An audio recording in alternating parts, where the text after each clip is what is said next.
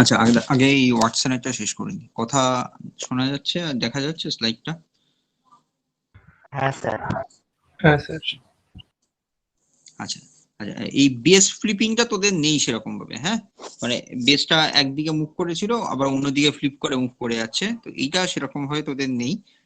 তোদের এই major group আর minor group এই পার্টটা পড়তে হবে, এই পার্টটা আমাদের লাগবে। আর রাইট হ্যান্ডেড হেলিক্স আর লেফট হ্যান্ডেড হেলিক্স খেয়াল করে দেখ, মুভমেন্টটা খেয়াল করে দেখ। যখন আমি রাইট হ্যান্ডেড বলছি, তার মানে আমার সামনের দিকে যে হেলিকাল স্ট্রাকচারটা আছে ওটা from right to left move করছে, আর যখন লেফট হ্যান্ডেড বলছি তখন ওটা লেফট টু রাইট মুভ করছে।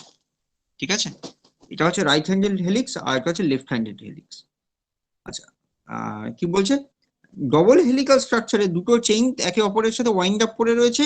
এই ওয়াইন্ড আপ করবার ফলেই কিন্তু এই ধরনের গ্রুভের তৈরি হয়, একটা মেজর গ্রুভ আর একটা মাইনর গ্রুভ, এই ধরনের গ্রুভের তৈরি হচ্ছে।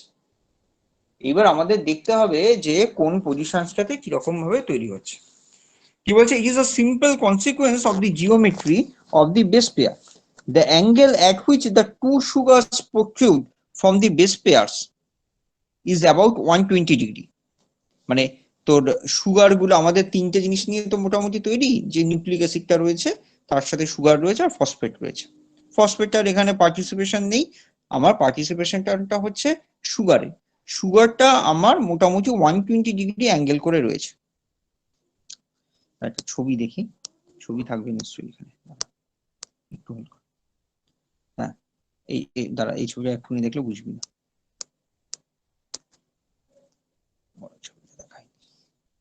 উপরের দিকে থাকবে, এই ঠিক আছে, এই ছবিটাই দেখ, এই ছবিটা দেখলেও বুঝে যাবি।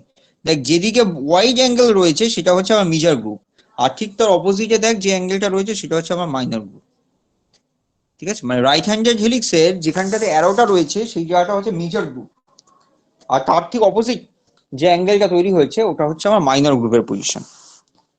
ঠিক আছে, as a result, as more and more base pair are stacked on top of each other, the narrow angle between the sugars on one edge of the base pair generates a minor groove, and a larger angle on the other edge generates a major groove. এরকম ভাবে দুটো গ্রুভ তৈরি হচ্ছে।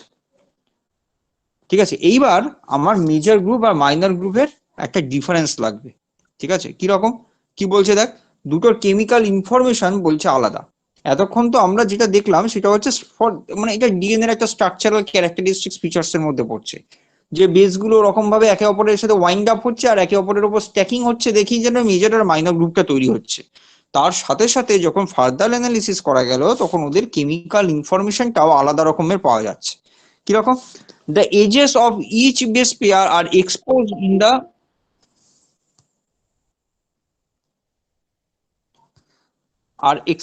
in the major and minor groups, creating a pattern of hydrogen bond donors and acceptors and of van der Waals surfaces that identifies the base pair. এই এটা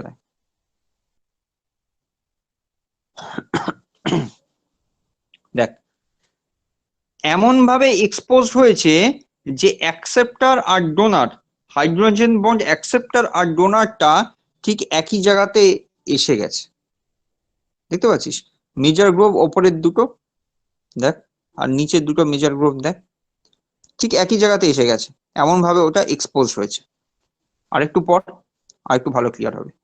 কিরকম, the age of an AT base pair displays the following chemical groups in the following order in the major group. মানে adenine আর থায়ামিনটা আমার ধর major group পজিশনে রয়েছে, তাহলে ওদের ফলোইং যে কেমিক্যালস গ্রুপ গুলো তাদের ওরিয়েন্টেশনটা কিরকম হচ্ছে, বলছে হাইড্রোজেন বন্ড অ্যাকসেপ্টর, সেটা কোনটা, N7 অফ অ্যাডিনিন, এটা acceptor. Second, hydrogen bond donor, সেটা হচ্ছে exocyclic amino group of C6 of adenine.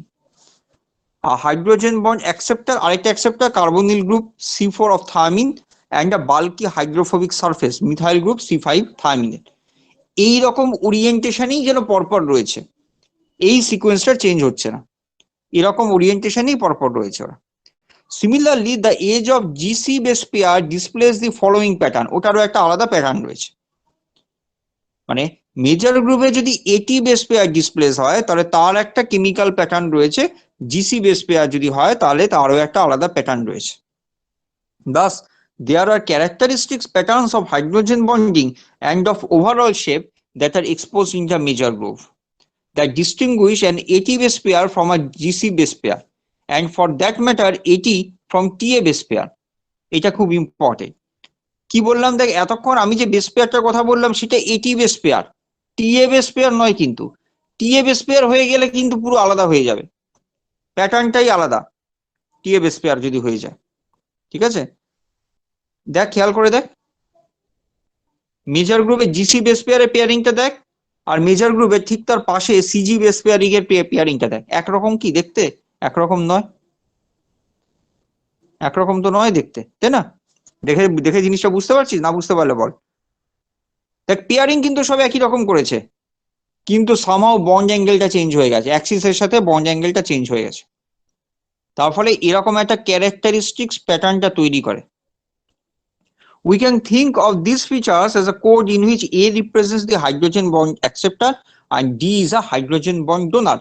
তাহলে কি আসছে, মেজর গ্রুপে যদি জিসি বেস পেয়ার থাকে তাহলে সেটা এ এ ডি এইচ এরকম ভাবে ফলো আপ করছে, আর নিচের দিকে থাকছে এডিএ। আর যদি সিজি বেস পেয়ার হতো তাহলে নিচের দিকে এডিএ তো রয়েছে, ওটা মিলছে, কিন্তু ওপরের দিকে উল্টো হয়ে যাচ্ছে, জাস্ট এইচ ডি এ এরকম ভাবে আসছে। তাহলে এরকম একটা ক্যারেক্টারিস্টিক্স প্যাটার্ন এরা ফলো আপ করে চলছে। হ্যাঁ, এইটা যদি মুখস্থ করতে পারিস ভালো স্ট্রাকচারটা, ঠিক আছে, খুবই ভালো। আর না মুখস্থ করতে পারলে কিছু করার নেই, বাদ দিতে হবে। ঠিক আছে, তাহলে এটি আর জিসি দুটো বেস পেয়ারেরই কিন্তু এরকম ধরনের ক্যারেক্টারিস্টিক্স প্যাটার্নটা দিচ্ছে। অ্যাটলিস্ট সিকোয়েন্সটা কিন্তু মনে রাখতেই হবে। এই যে সিকোয়েন্সটা ভেতরে লেখা আছে না, যে পরপর ফার্স্ট ব্র্যাকেটের মধ্যে, এই সিকোয়েন্সটা কিন্তু মনে রাখতেই হবে, যে কার পরে কে আসছে। ওটা না মনে রাখলে হবে না, আর কিচ্ছু পড়বার দরকার নেই এখান থেকে, এই এত লম্বা লেখা কিচ্ছু পড়ার দরকার নেই। ঠিক আছে, তারপরে চলে আসবো double helix exist in a multiple conformation. সেটা কি? A B Z DNA. Normally এই তিনটেই হয়, এই তিনটেও আমরা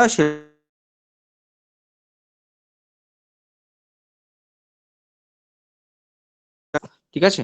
ওভারঅল প্রপোর্শনস কতটা রাইস পার বেস পেয়ার, কতটা করে হচ্ছে, মানে এক একটা বেস পেয়ার যাচ্ছে তাতে ওটা 2.3 অ্যাংস্ট্রম। দেখ প্রত্যেকটা আলাদা আলাদা আছে, 3.32, তারপরে 3.8।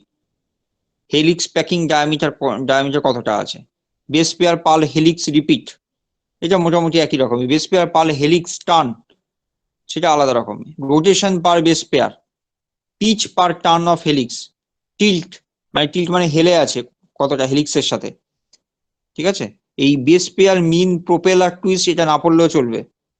হেলিক্স অ্যাক্সিস লোকেশন এটা পড়তে হবে।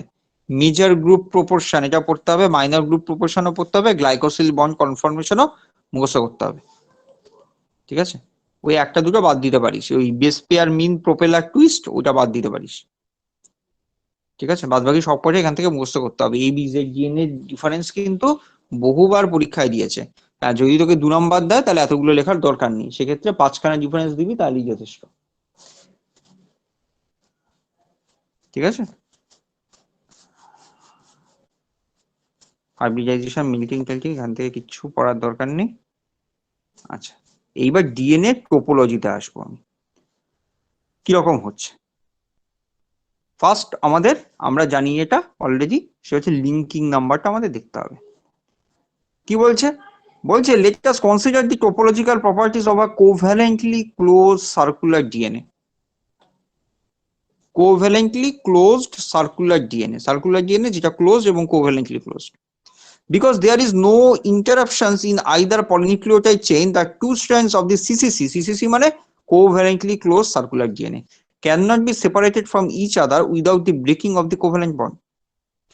If we wish to separate the two circular strands without permanently breaking any bonds in the sugar phosphate backbones, we have to pass one strand through the other strand repeatedly. The number of times one strand would have to be passed through the other strand in order for the two strands to be entirely separated from each other is called the linking number. বুঝা গেল? মানে দুটো strand তো একে অপরের সাথে wind out হয়ে গেছে, আমি যদি এখানে এনার্জি খরচা করে এদেরকে কোভ্যালেন্টলি ব্রেক করতে চাই তাহলে অন্য কথা, যদি না করতে চাই তাহলে কি করতে হবে, ওই সুতোর প্যাচ খোলার মতন একটাকে আরেকটার সাথে উল্টো দিকে প্যাচ দিয়ে দিয়ে দিয়ে দিয়ে খুলতে হবে। এবারে যতবার আমি ওয়াইন্ডিং আপ করানোর জন্য ঘোরাচ্ছি সেটাই হয়ে যাচ্ছে আমার লিঙ্কিং নাম্বার, সেটাই আমার হয়ে যাচ্ছে লিঙ্কিং নাম্বার। ঠিক আছে, এই ছবিটার খুব ইম্পর্টেন্স আছে, এরপরে যখন আসবো এই ছবিটাতে আসবো আমি। তাহলে এটা হচ্ছে আমার linking number. Linking number is composed of twist and writhe. এটা ইম্পর্টেন্ট। কি বলছে? The linking number is sum of the two geometric components. একটা হচ্ছে টুইস্ট আর একটা হচ্ছে রিড। ঠিক আছে, প্রথম হচ্ছে আমি টুইস্টটা নিয়ে এখানে কথা বলছি। কি বলছে? Twist is simply the number of helical turns of one strand about the other. ঠিক আছে, এই ছবিটাতে টুইস্ট কত বলেছে? টিডব্লিউ কত? 36। মানে কতবার ঘুরেছে? দেখ 36 বার ঘুরেছে, তাই 36। বি পিকচারও 36 বারই ঘুরেছে, তাই 36। সি পিকচারে দেখ একটা প্যাচের একটা জায়গা আমি খুলে দিয়েছি, তারপরে ও 32 বার ঘুরেছে, তাই টুইস্ট হচ্ছে 32। ঠিক আছে, এটা হচ্ছে twist. That is the number of Times one strand completely reps around the other strand. ঠিক আছে, ওইখানে একটা কনসিডার দিয়ে এক্সাম্পল দিয়েছে। এবার আমি রিদে আসি। রিদ ক্যান টেক টু ফর্মস। কি বলছে? আচ্ছা দেখ, রেদার আগে থেকে একটু আগে থাকতে বলি। But CCC DNA is generally not lying flat on a plane, rather it is usually torsionally stretched such that the long axis of the double helix crosses over itself, often repeatedly in three-dimensional spaces. This is called the reed. To visualize the distortion caused by this torsional stress, think of a coiling of a telephone cord that has been over twisted. কিরকম? এই ছবিটাতে দেখ, এই first পিকচারটা যেটাতে এ আছে সেটাতে read 0, একটা ডাইমেনশনই আছে, কোনো রকম রিড নেই। দেখ পরেরটাতে এই 4খানা প্যাচ পড়ে গেছে, একটা ছিলই তাই আমি ওটাকে ধরছি না, ওটা তো একটা ডাইমেনশনে। কিন্তু পরেরটাতে দেখ 5খানা টোটাল হয়েছে, এবারে একটা ছিল, আরো 4টে এসছে নতুন, তাই রিড হয়ে গেল -4। তাই রিডটা হয়ে গেল -4। ঠিক আছে, তাহলে দেখ লিঙ্কিং নাম্বার কি ছিল? টুইস্ট আর রিদের সাম। তার মানে দেখ ওটার বি পিকচারের জন্য লিঙ্কিং নাম্বার হয়ে গেছে 32। 36 - 4 হয়ে গেছে, তাই হয়ে গেছে 32। আবার ইয়েতে চলে যা, আহা সি পিকচারে চলে যা, দেখ রিড 0, কারণ ওটাতে একটা ডাইমেনশনই রয়েছে। টুইস্টটা কমে গেছিল, 32 হয়ে গেছিল, তাহলে লিঙ্কিং নাম্বার 32 হয়ে গেছে। ঠিক আছে, বোঝা গেল সবার? না বুঝতে পারলে বল। স্যার আরেকবার একটু বলবে? হ্যাঁ, কোনটা? রিডটা? হ্যাঁ স্যার। হ্যাঁ, দেখ ফার্স্ট পিকচারটা দেখ, এটার ক্ষেত্রে রিড 0। তোর অত জিওমেট্রি অত কিছু বোঝার দরকার নেই, একটা গোল আছে 0, রিড হচ্ছে 0। পরেরটাতে কটা আছে গোল? 5খানা। একটা গোল আগে ছিল, এখন 5খানা হয়েছে, তার মানে বেসিক্যালি কটা বেড়েছে? 4টে, তার মানে রিড হচ্ছে 4 বেড়েছে, তার মানে মাইনাস হবে -4। তার মানে লিঙ্কিং নাম্বার কত? 36 - 4, 32। সাম of the twist plus read linking number, তাহলে 36 প্লাস -4 হয়ে যাচ্ছে, 32 হয়ে যাচ্ছে লিঙ্কিং নাম্বার, কমে গেল। যেহেতু সি পিকচারে গেলি, লিঙ্কিং নাম্বারটা 32 ছিল, দেখ রিড কত? 0, কারণ একটা গোল তো, আবার ব্যাক টু 0 হয়ে গেছে। তাহলে টোটাল আমার ইয়ে কি হলো? লিঙ্কিং নাম্বার কি হলো? 32 হয়ে গেল। এবার তাহলে খেয়াল করে দেখ লিঙ্কিং নাম্বারের ইম্পর্টেন্সটা কোথায়। বি আর সি দুটোরই লিঙ্কিং নাম্বার 1, কিন্তু দুটো স্ট্রাকচার আলাদা। বুঝতে পারছিস? বি আর সি দুটোরই লিঙ্কিং নাম্বার 1, কিন্তু ওদের স্ট্রাকচার কিন্তু আলাদা। এটা হচ্ছে টুইস্ট আর রিড।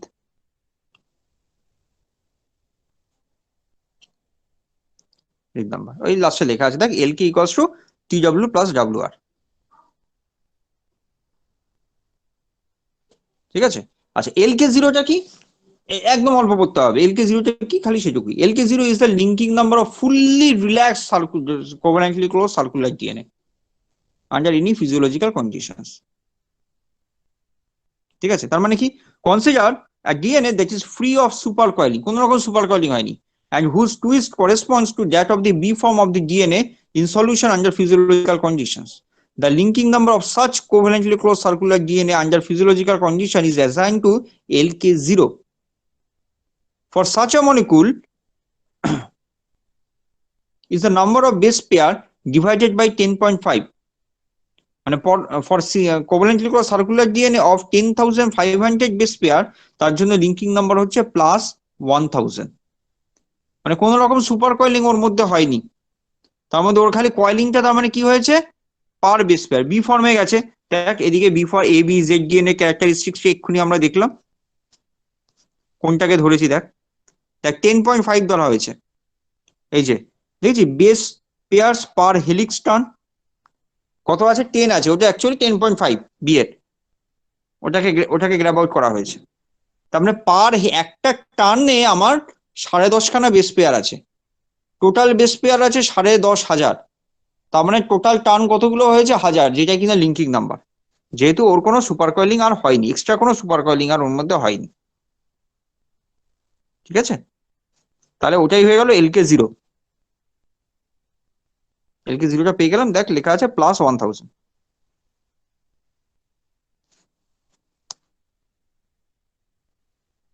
আচ্ছা, DNA cells in negatively supercoiled, কি বলছে, the extent of supercoiling is measured by the difference between the LK and LK0, which is the linking difference. If the delta LK of a covalently closed circular DNA is significantly different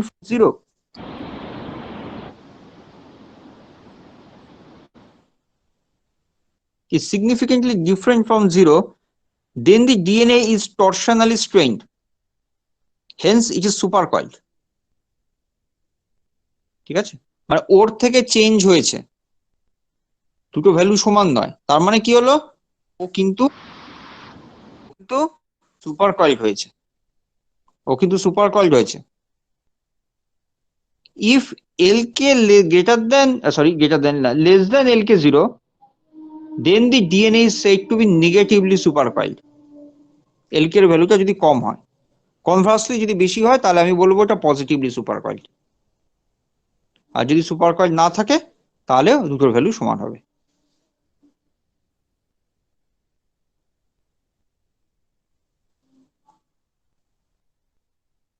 ঠিক আছে, এই হচ্ছে মোদ্দা কথা, আর কিচ্ছু এখান থেকে পড়তে হবে না। ঠিক আছে, এগুলো কিচ্ছু পড়তে হবে না এখান থেকে, এগুলো আলাদা নোট হতে থাকে। ঠিক আছে, কোনো কোয়ারিজ থাকলে বল। ঠিক আছে, কোনো কোয়ারিজ থাকলে বল, ভালো করে দেখে নিস আজকে এলকেটাই, হ্যাঁ না তো ভুলে যাবি পরে। ঠিক আছে, আচ্ছা নেক্সট একটাতে আসি আমরা।